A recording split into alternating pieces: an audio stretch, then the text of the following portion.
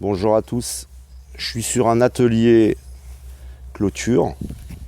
Je suis en train de refaire les clôtures d'une propriété pour maintenir les chevaux dans un enclos.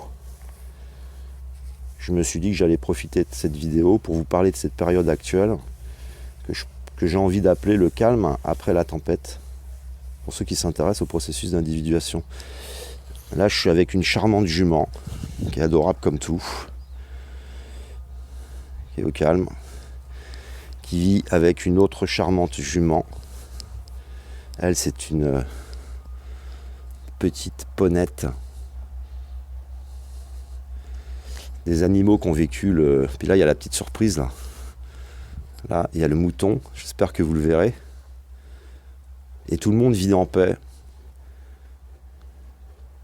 Ils n'ont pas de religion, ils n'ont pas de parti politique. En dehors d'avoir subi la violence des êtres humains quant à leur conditionnement et les sortir de leur nature profonde, on voit qu'ils sont capables de vivre avec d'autres espèces parfaitement en paix. Et là, vous avez un hongre qui, lui, n'aime pas qu'on l'approche, qui sort d'une longue histoire avec beaucoup de centres équestres, donc beaucoup de maltraitance, et qui maintenant, instinctivement, reste à distance. Je peux l'approcher, mais je vais le laisser tranquille. Mais il reste plutôt à distance, il a toujours peur qu'on lui remette une selle et qu'on aille lui tirer sur la bouche et lui faire du mal. Mais après, il est très cool, il est super agréable à monter. C'est un cheval très sociable, très calme. Mais je le répète, un hongre, donc castré. Et comme on est dans une société castratrice, où là aujourd'hui je suis dans un atelier où je suis en train de refaire tous les barbelés qui permettent de canaliser l'animal qui est dans le mental, qui n'est pas dans la conscience, et sur lequel on va mettre des choses très piquantes qui font très mal pour le canaliser là où nous en avons envie. Mais animaux qui sont bien sûr très loin de leur nature et très loin de la vie sociale qu'ils pourraient avoir, qui n'ont jamais connu la liberté. Et pour les animaux les plus puissants, comme cet hongre, ils auront droit à la castration pour adapter la nature à nos besoins, à nos loisirs, plutôt que nous adapter à sa nature à lui.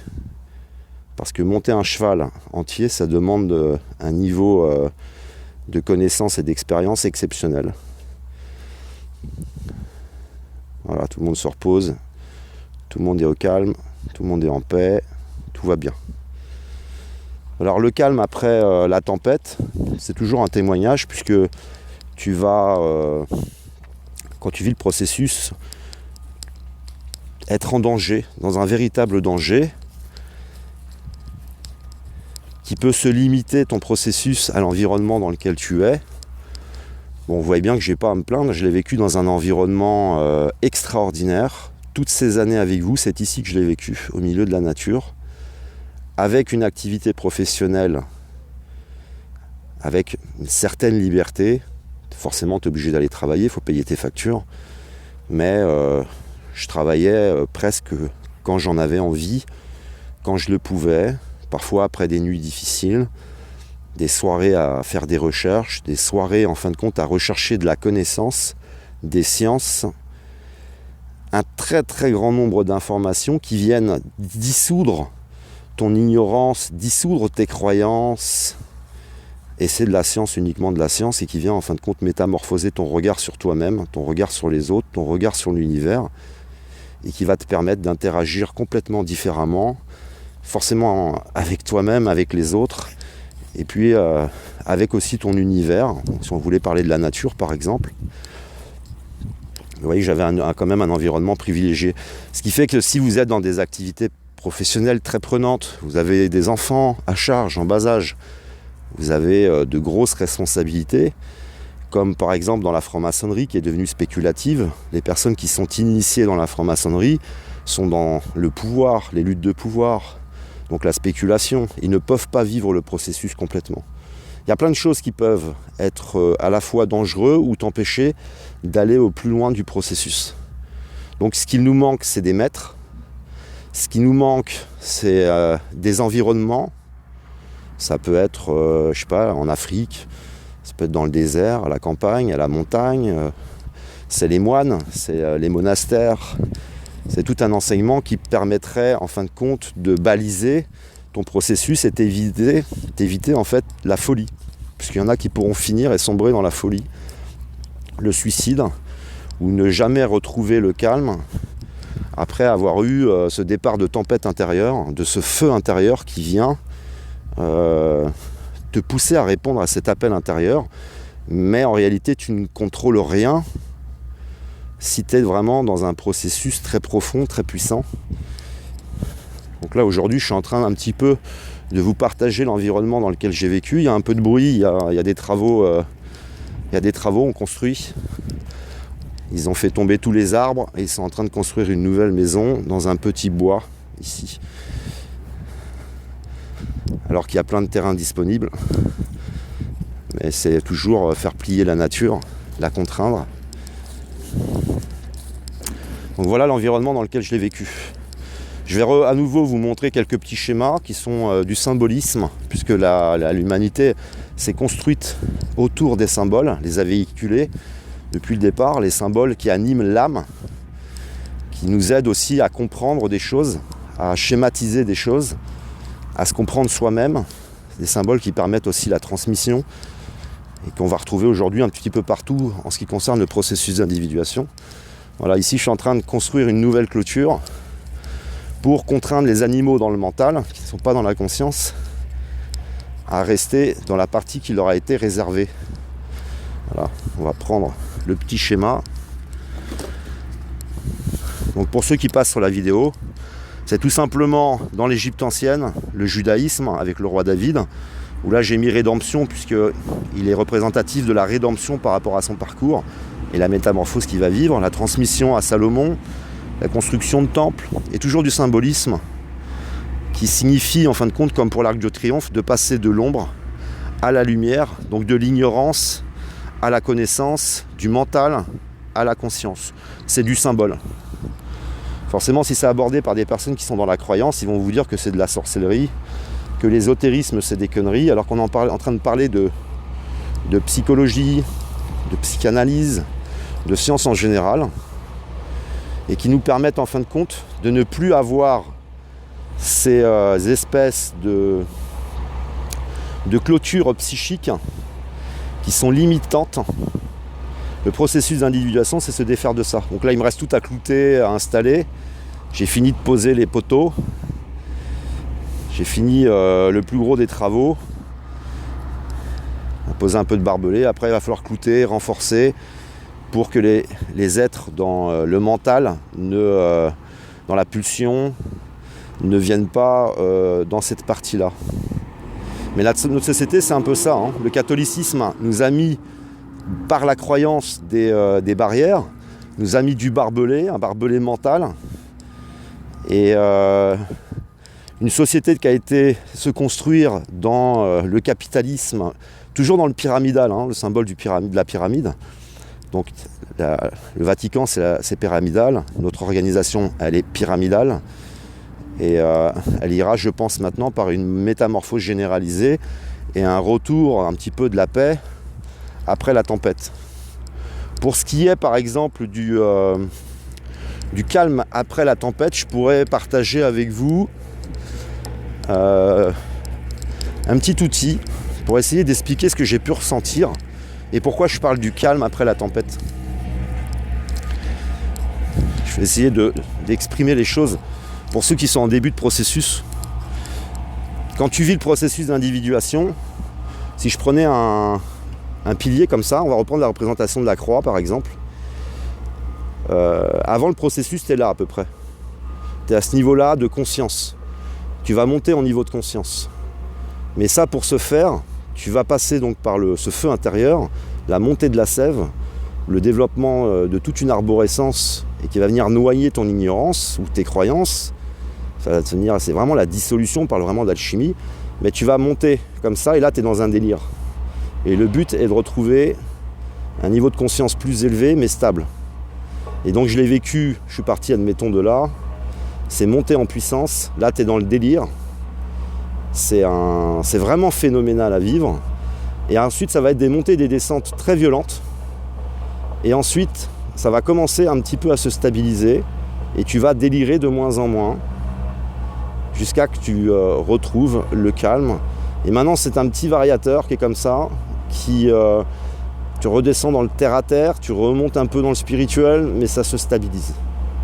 Ici, tu peux être dans le délire de mission. Tu peux...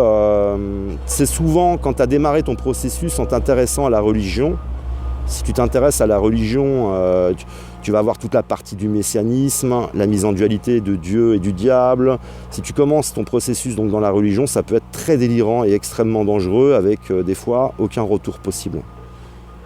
Donc j'ai commencé par la religion, et ensuite j'ai été vers les sciences, les connaissances, et ça s'est restabilisé. Maintenant, c'est un petit variateur comme ça. Et c'est très donc lié au mouvement de la Lune. Personnellement, je parle. Je ne dis pas que c'est pour tout le monde. Là, je témoigne de mon aventure personnelle, du retour du calme après la tempête. Et après, ça s'est stabilisé. Et quand il y a une lune, ça monte. Et quand la lune redescend, ça redescend. Et ça se restabilise. Et après, c'est un petit variateur comme ça.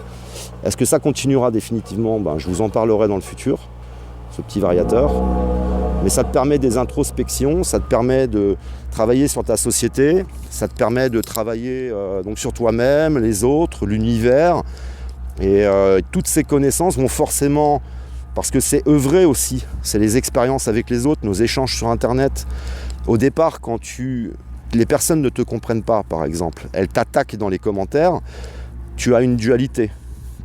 Donc, tu rentres dans la dualité. Tu vois, par exemple, même des fois, les premières chaînes que j'avais, j'aime bien le mot chaîne, être enchaîné. Les premières chaînes que j'avais, si quelqu'un me mettait un truc dans un commentaire, j'étais foutu de faire une vidéo sur la personne. Et là, tu suis la première dualité. Et ensuite, tu commences à comprendre que y a des personnes qui ne sont pas encore aptes à te comprendre, qui sont dans le jugement. Et après, tu fais avec. Tu essaies plutôt de dialoguer. Mais comme tu es dans la dualité, tu as des retours de dualité, etc. Ça veut dire que c'est tout un tas de mécanismes à comprendre et dans lesquels tu essayes de ne plus rentrer. Donc la dualité s'apaise. Le jugement, tu n'es plus dans le jugement, mais dans l'analyse. Beaucoup plus dans l'analyse. Et vous voyez donc une métamorphose qui est en train de se faire et que j'ai vécu avec vous, presque en direct sur l'ensemble de mes chaînes. Mais voilà, l'environnement est important parce que vraiment, si tu as des responsabilités, si tu es pris dans les choses, tu résisteras.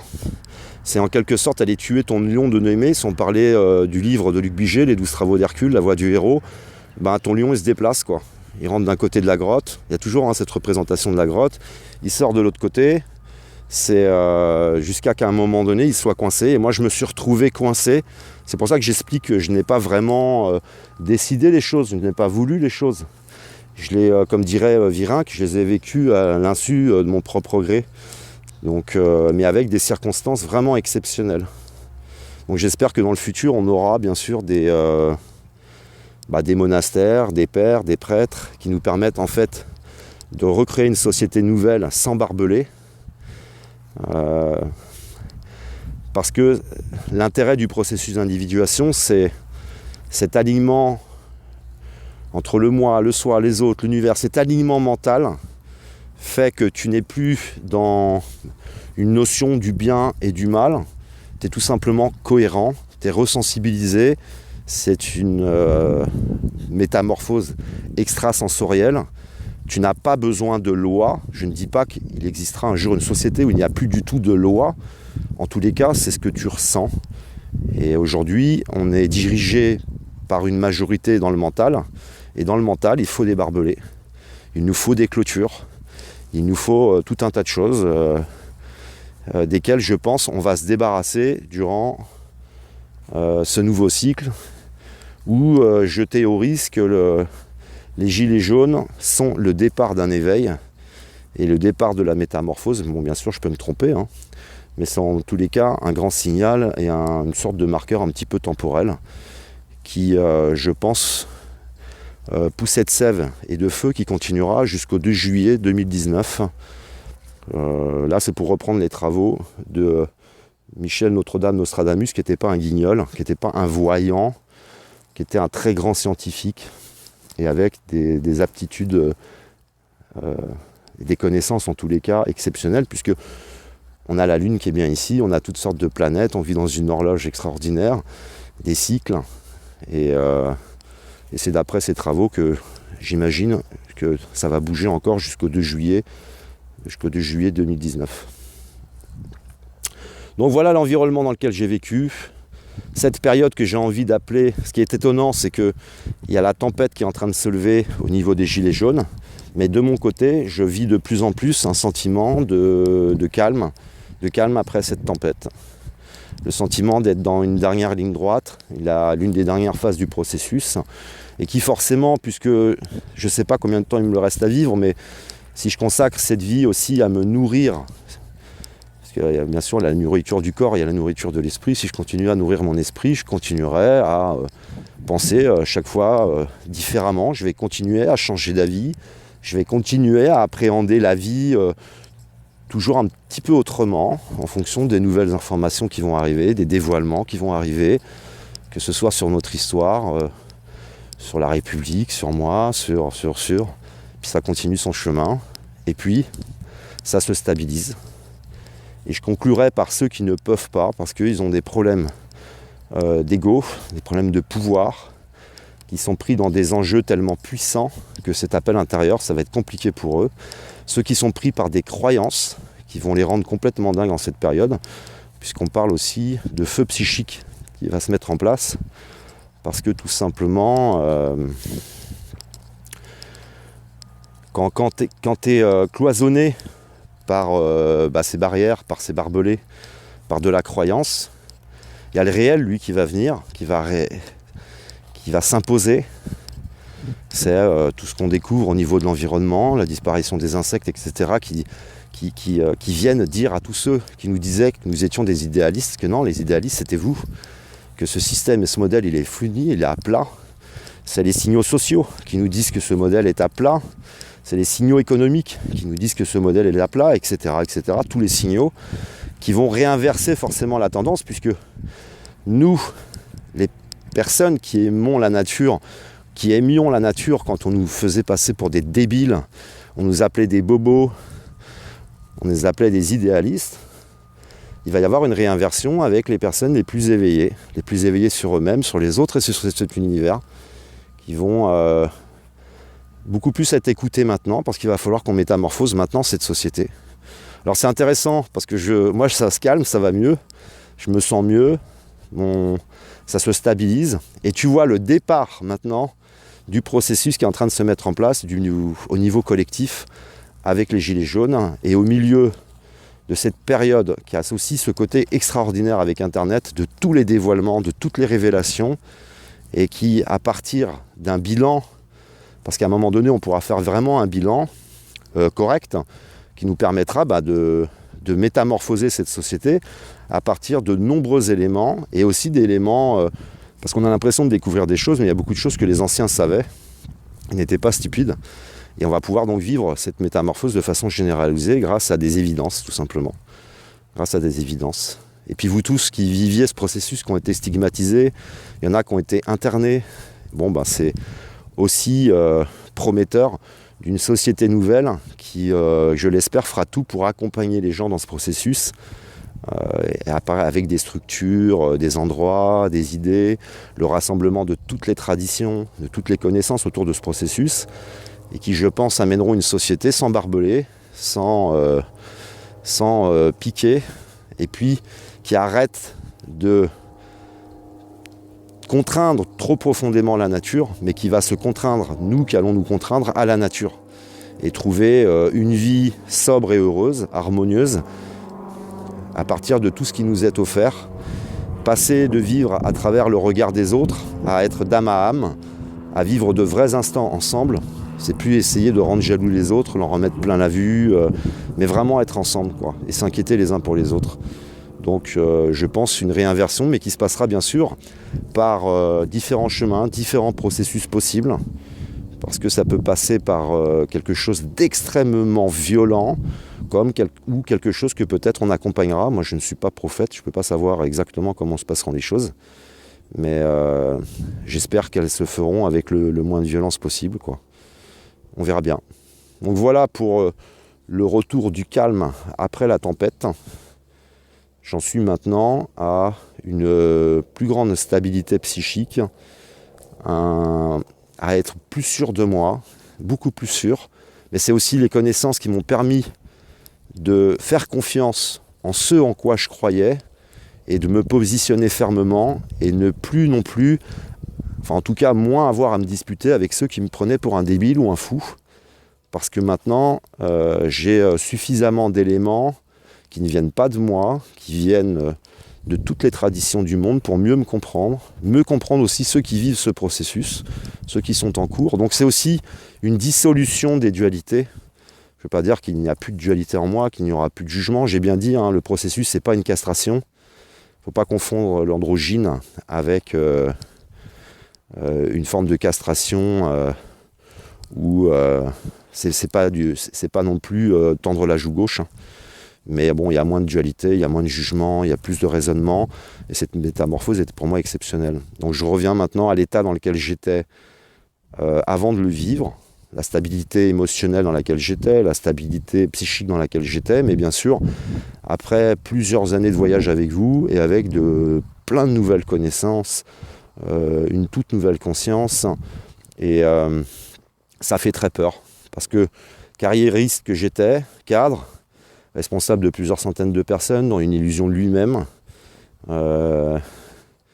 qui avait besoin de plein de choses pour prouver sa réussite, qui se prenait la tête, qui voulait réaliser des projets d'une très grande maison, enfin voilà quoi, j'étais comme tout le monde, hein. Je me disais un jour peut-être je gagnerai au loto et je serai heureux, ou un jour je rencontrerai une femme qui me rendra heureux, pour finir par trouver ce bonheur à l'intérieur de toi-même, puis peut-être le partager avec quelqu'un qui un jour l'a trouvé, une personne qui l'a trouvé elle aussi.